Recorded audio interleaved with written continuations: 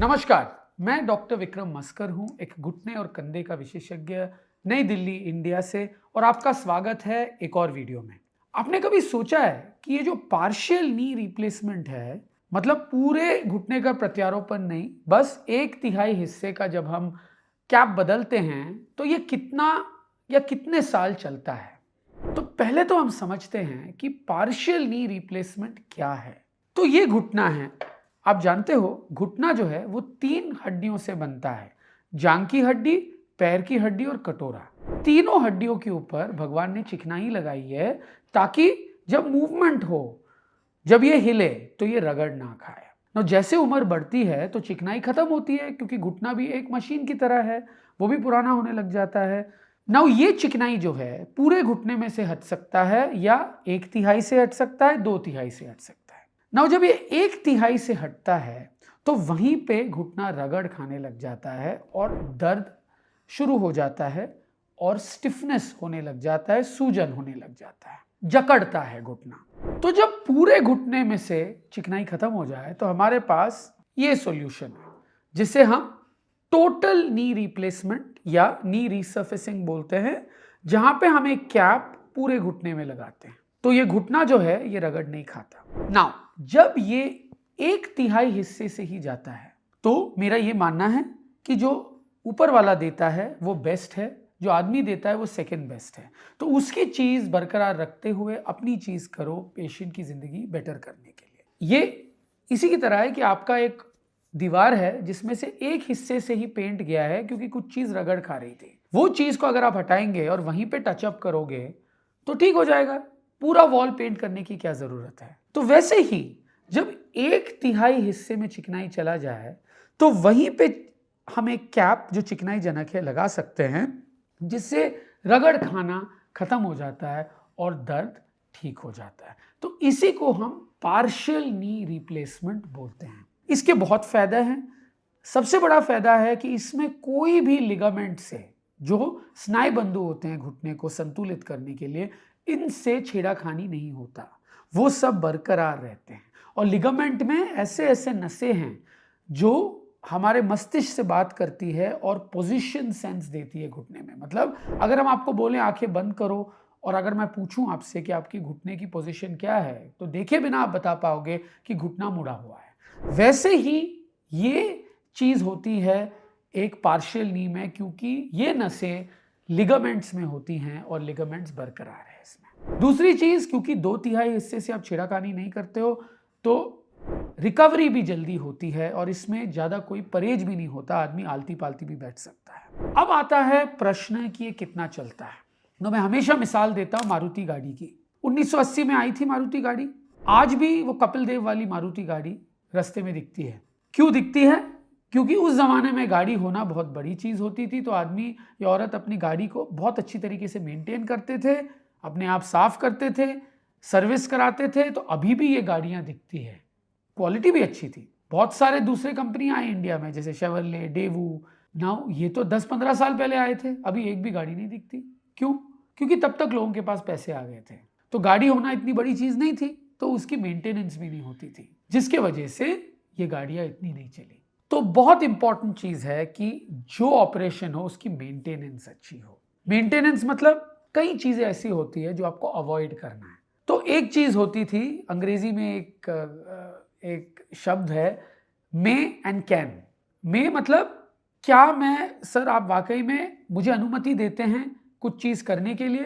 Can में क्या मेरे में वो क्षमता है वो चीज करने के लिए। मतलब हम टीचर को पूछते थे, madam can I come into the room? वो बोलती थी you can but you may not. इसका मतलब है आप में क्षमता है पर मेरे हिसाब से आप अंदर नहीं आ सकते। तो सबसे इंपॉर्टेंट चीज है कि आपको समझना चाहिए कौन से चीजें ये पुर्जों पे ज्यादा लोड देती हैं। तो कूदना कादना, स्किपिंग, जंपिंग, ट्रैम्पोलिन, ये चीजें अवॉइडेबल है, क्योंकि इसमें इंपैक्ट होता है। तो 2 आप कर सकते हो, पर इसकी जीवन आयु जो है ये कम होती जाती है, क्योंकि ये ज्यादा रगड़ खाने लग जाते हैं। दूसरी चीज है इंडियन स्टाइल टॉयलेट टाइप में बैठना, जो स्क्वाटिंग पोजीशन होती है, जो इंडियन स्टाइल टॉयलेट्स में होती है, वो चीज़ अवॉइड करनी चाहिए। ऐसे नहीं कि नहीं कर सकते, पर अगर आपके घर में वही है तो अच्छा रहेगा कि सीट वाली बाथरूम आप लगा दो। अगर आप कोई स्पोर्ट्स खेलने की दिलचस्पी रखते हैं तो ये जो कॉन्टैक्ट स्पोर्ट्स होते हैं जैसे फुटबॉल इत्यादि, बास्केटबॉल, ये अवॉइडेबल है। टीटी, डबल्स, टेनिस सब आप खेल सकते हैं। थोड़ा बहुत जॉगिंग करना, चलने में कोई हर्ज नहीं है। बहुत हैवी वेट उठाना घुटने से वो रिलेटिवली अवॉइडेबल है। इस चीज से या ये आप इस ऑपरेशन की आयु बढ़ा सकते हैं। मैं बोलता हूं 4 चीजें होती है एक सक्सेसफुल ऑपरेशन में। कौन करता है? एक विशेषज्ञ होना चाहिए मेरी तरह, क्योंकि विशेषज्ञ सोनार की तरह होता है। सोनार मूर्ति सोने का बहुत बढ़िया बनाता है। अगर आप पीतल का दे दोगे तो बढ़ाएगा पर इतना अच्छा नहीं बनाएगा। तो वैसे ही अभी जो ऑर्थोपेडिक्स है इसमें सुपर स्पेशलाइजेशन बहुत है। जैसे मैं घुटने और कंधे का विशेषज्ञ हूं, तो जो बंदा वही कर रहा है हर रोज तो वो चीज में माहिर होता है। दूसरी चीज है क्या लगाते हो। तो अंदर जो पुर्जें हैं वो सबसे बड़ी बच्ची क्वालिटी की होनी चाहिए, वर्ल्ड की बेस्ट होनी चाहिए जो हम लगाते हैं। इसमें 2 तरीके के इम्प्लांट होते हैं पार्शियल नी में। इसको हम मोबाइल बेयरिंग जो बोलते हैं, ये वाली जो ऑक्सफर्ड नी होती है जो ज्यादातर मैं इस्तेमाल करता हूं, ये बेस्ट होती है क्योंकि आप देख सकते हो जो बीच में ये प्लास्टिक है ना, ये हिलती है तो एक ही जगह पे लोडिंग नहीं होती। तो एक ही जगह पे लोडिंग ना होने की वजह से इसमें वेयर कम होती है। दूसरी होती है फिक्स्ड बेयरिंग, इसमें डायरेक्ट लोड होती है नी रिप्लेसमेंट की तरह।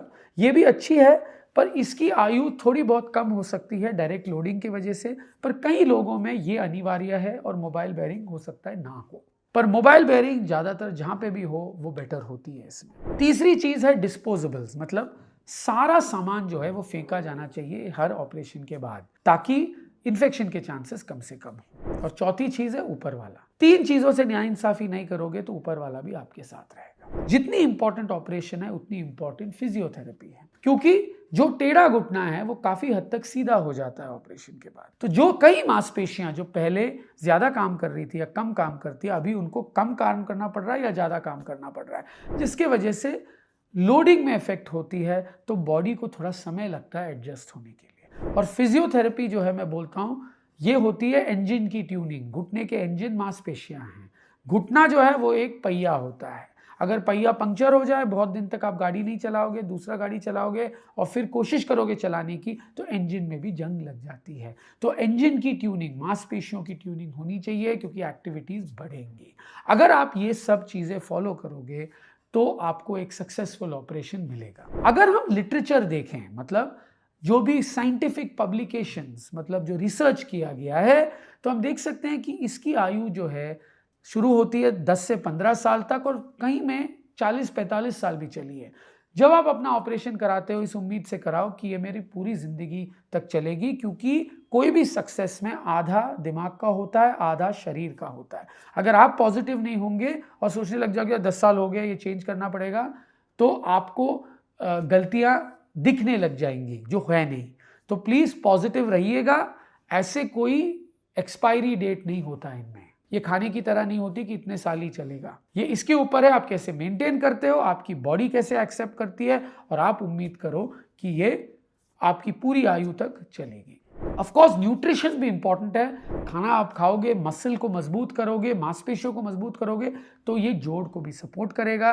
तो अच्छी मात्रा में प्रोटीन खाना चाहिए, एटलीस्ट 1 ग्राम प्रोटीन पर केजी बॉडी वेट। फ्रूट्स खानी चाहिए, विटामिन लेनी चाहिए, और अपने आप को हर रोज वर्जिश करनी चाहिए जो बहुत इंपॉर्टेंट है। मोटे होने से बचिए, ठीक है, और बहुत हार्ड लेबर करने से बचिए अगर आपकी उम्र 50-55 से ज्यादा हो। ये सब चीजों आप फॉलो करेंगे तो आप सही होंगे। मुझे उम्मीद है इस वीडियो से आपको काफी जानकारी मिली है। पार्शियल नी रिप्लेसमेंट कितना चलता है, इसको चलाने के लिए आप क्या क्या कर सकते हो। अगर आपको मेरा वीडियो पसंद आए, please like and subscribe to my channel. Please follow me on Instagram. और हमारा अभी एक अंग्रेजी चैनल है for those who like English content. We have a new English channel. Please like, subscribe and follow it. Thank you.